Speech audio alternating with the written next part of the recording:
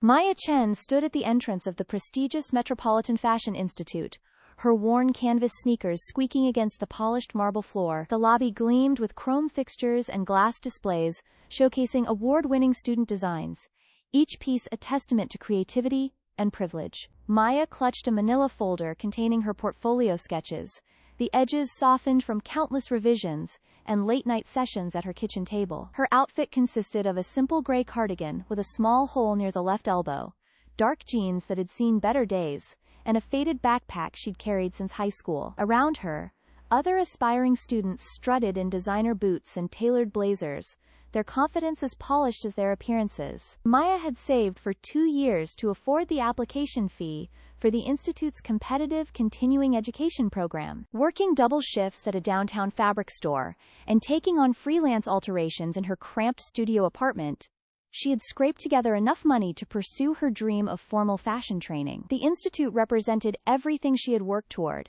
a chance to learn from industry professionals and gain the credentials that might open doors currently sealed by her lack of formal education and connections. As she approached the reception desk, conversations buzzed around her in languages she didn't recognize, peppered with references to fashion weeks and internships at houses whose names she only knew from magazine covers. The receptionist, a woman with severely pulled-back hair and geometric eyewear, glanced up with the practiced smile of someone accustomed to screening applicants. "Maya Chen for the portfolio review session," Maya said quietly, offering her confirmation email printed on regular copy paper. The receptionist's eyes moved from the paper to Maya's appearance, taking in the threadbare cardigan and scuffed shoes with barely concealed judgment. "The review is in conference room C, 3rd floor."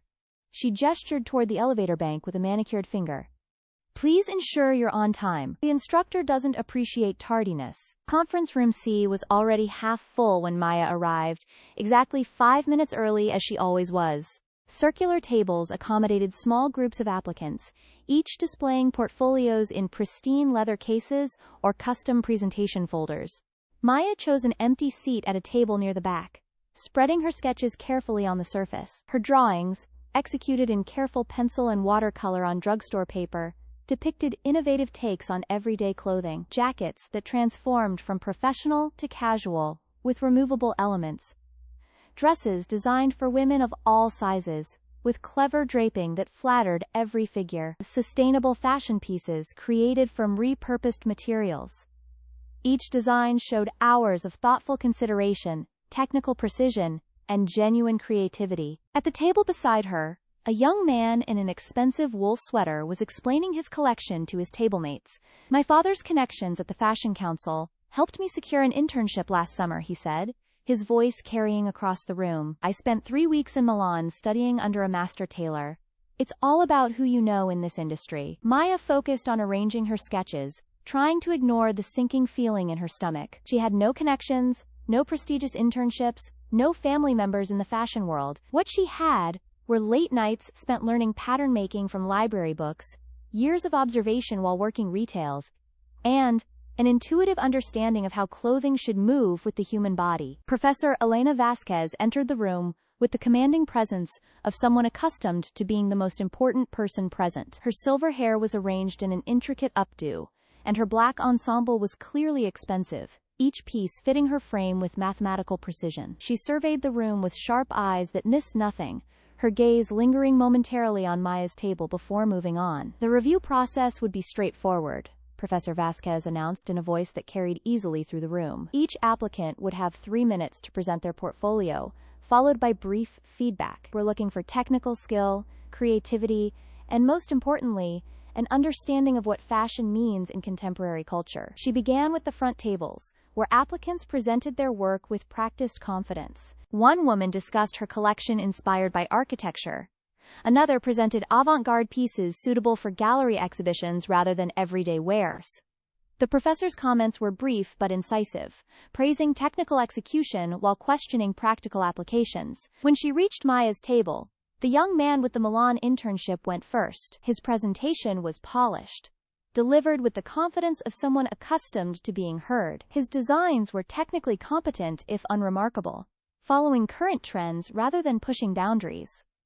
Professor Vasquez nodded approvingly. "Solid foundation, clear influences from your European training. well executed. Then she turned to Maya, her expression neutral but expectant. Maya stood, her hands trembling slightly as she gestured to her sketches. My collection focuses on accessible fashion for real women living real lives, she began, her voice steady despite her nerves. These pieces are designed to be beautiful, functional, and affordable without sacrificing quality or style. She pointed to a sketch of a dress that could transition from office wear to evening out with simple adjustments. This design uses strategic seaming to create shape without expensive tailoring, and the fabric choices allow for easy care while maintaining professional appearance. The room had grown quiet, other conversations dying as attention focused on Maya's presentation. Professor Vasquez leaned forward, studying the sketches with increased interest. Maya continued, gaining confidence as she explained her design philosophy. This jacket incorporates removable panels that allow the wearer to adapt to different weather conditions and social settings. The construction uses techniques that reduce waste while creating a garment that flatters a range of body types. Professor Vasquez picked up one of the sketches, examining the technical notes Maya had included in the margins. The drafting is sophisticated, she observed, though her tone remained carefully neutral. Where did you study pattern making? I taught myself, Maya replied, sensing a shift in the room's atmosphere. I've been working in retail fashion for 5 years and studying construction techniques independently. A murmur rippled through the nearby tables. The young man with the Milan internship shifted uncomfortably in his seat, his earlier confidence wavering, as he realized the depth of technical knowledge Maya was displaying without formal training. Professor Vasquez continued examining the portfolio, her professional mask slipping slightly as she encountered design solutions that were both innovative and practical. This construction detail for size inclusivity, she said, pointing to a specific sketch. This is remarkably sophisticated. Have you tested these patterns? Maya nodded. I've made several pieces for friends and family. I also volunteer at a women's shelter, creating clothing for women re-entering the workforce. All of these designs have been tested on real bodies with real needs. The silence in the room had taken on a different quality, no longer dismissive but attentive. Professor Vasquez set down the sketches and looked directly at Maya. The 3-minute limit had been exceeded, but no one seemed to notice. Your approach demonstrates a level of practical understanding that many formally trained designers struggle to achieve, Professor Vasquez said slowly. The integration of technical skill with real-world application is exceptionally mature. She paused, glancing around the room at the other applicants who were now studying Maya with new interest rather than dismissal. However, I have concerns about your background. This program is designed for individuals with formal foundation training. Maya felt her heart sink, but she maintained her composure. I understand that my path has been unconventional, she replied. But I believe that diversity of experience strengthens any creative field. My lack of formal training has forced me to approach problems differently, often finding solutions that traditional methods might overlook. Professor Vasquez studied her for a long moment. The room remained silent, tension building, as other applicants waited to see how this unexpected challenge to the program's assumptions would be resolved. Tell me about this design, Professor Vasquez said, pointing to a sketch of what appeared to be a simple blouse. The piece looks straightforward, but I suspect there's more to it. Maya's eyes lit up as she explained.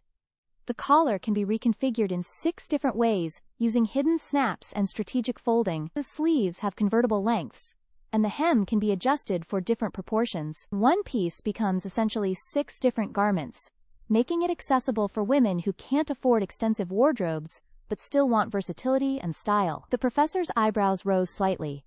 Have you calculated the production costs for this level of engineering? Maya pulled out a small notebook from her backpack, its pages filled with careful calculations and supplier research. Based on my work in retail, I've tracked fabric costs, labor requirements, and markup structures. This piece could retail for 60% less than comparable designer items while maintaining ethical production standards and fair wages. A collective intake of breath swept through the room. The young man with the Milan internship was staring openly now, his own portfolio suddenly seeming less impressive. Professor Vasquez examined the cost breakdowns, her expression growing increasingly interested.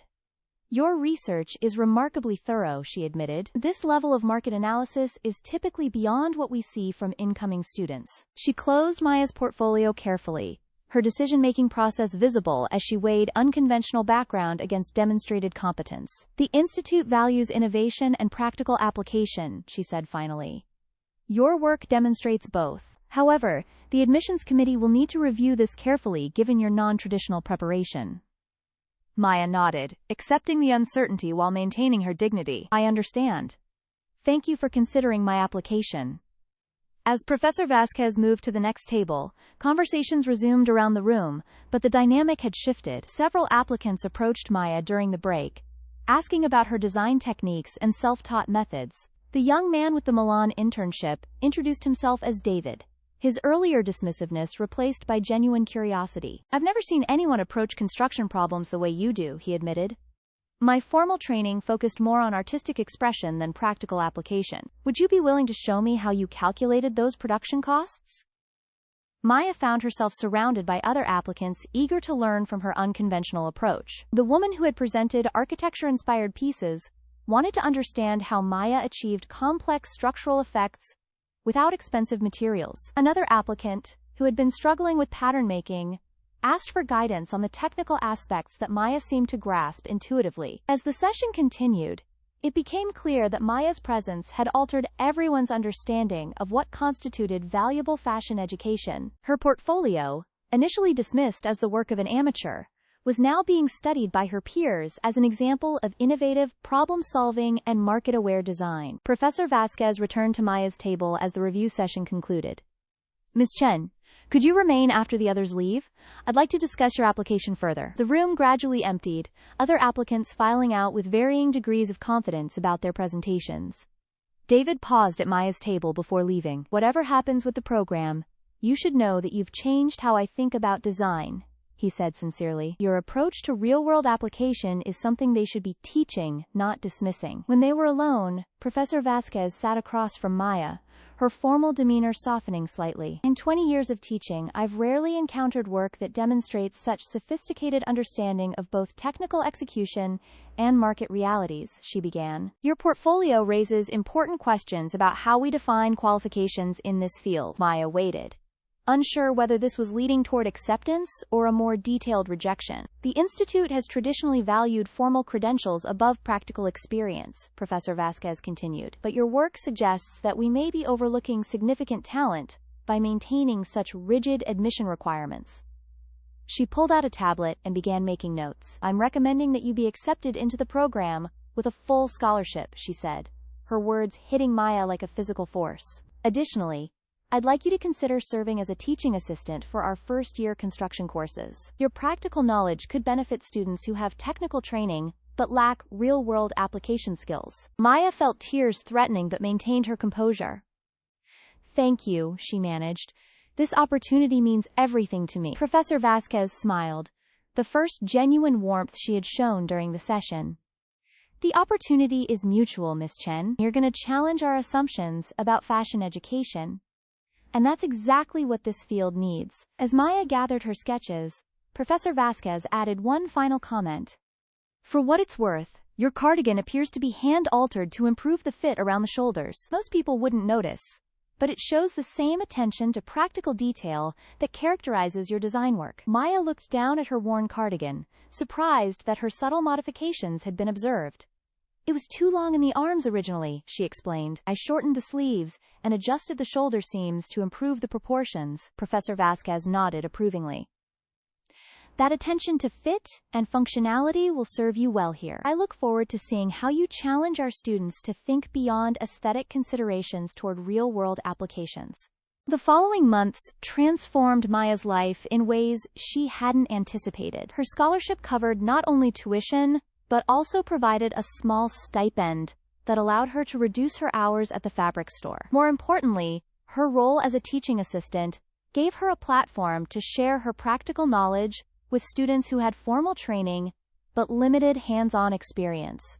Her first assignment was assisting with a construction fundamentals course, where students struggled to translate their designs into wearable garments. Maya's approach differed significantly from traditional teaching methods, focusing on problem-solving and adaptation rather than rigid adherence to established techniques. When students' pattern didn't fit the intended size range, Maya taught them to analyze the underlying construction issues and develop solutions rather than simply starting over. Her techniques for achieving professional results with accessible materials revolutionized how students approach their work. David, the student with the Milan internship, became one of her most dedicated learners. His formal training had given him excellent technical skills, but Maya's practical perspective helped him understand how those skills could be applied to create clothing for broader markets. Together, they developed a capsule collection that combined his aesthetic sophistication with her market awareness, creating pieces that were both beautiful and accessible. Professor Vasquez incorporated Maya's teaching methods into the broader curriculum, recognizing that her students were producing more wearable, market-ready designs after working with Maya's practical approach. The integration of real-world application with artistic training became a hallmark of the Institute's updated program, attracting attention from industry professionals who noted the improved quality of graduating students' work. Maya's own design work continued to evolve within the academic environment. Access to advanced equipment and materials allowed her to refine her techniques while maintaining her focus on accessibility and functionality. Her final project, a collection of transformable professional wear for women on limited budgets, caught the attention of several sustainable fashion brands seeking innovative approaches to inclusive design. The collection's success led to freelance consulting opportunities, with established brands seeking to expand their market reach without compromising their design integrity. Maya's unique perspective, combining formal training with practical retail experience, proved valuable to companies navigating the balance between profitability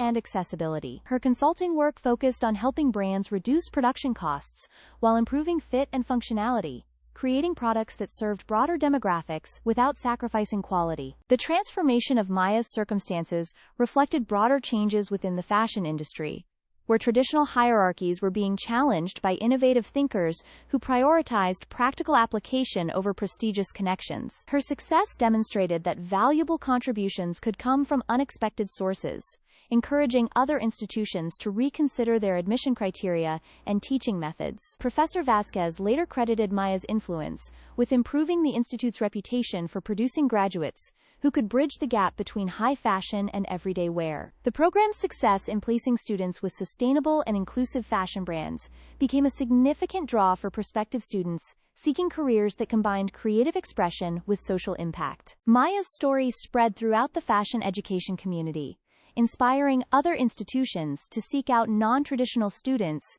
whose life experiences could enrich their academic programs.